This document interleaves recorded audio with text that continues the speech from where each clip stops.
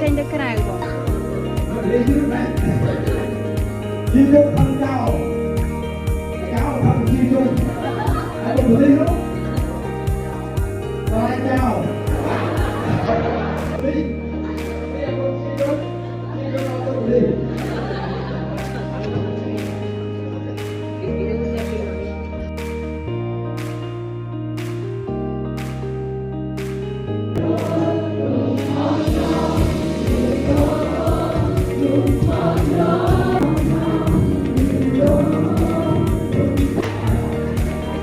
Kita harus pakai ini nama demi untuk membantu demi untuk membantu.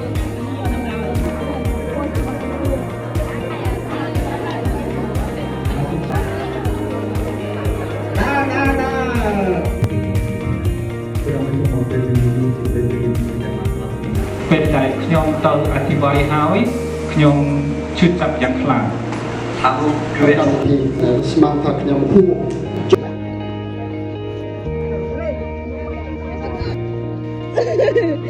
ឆ្ងាញ់ណាស់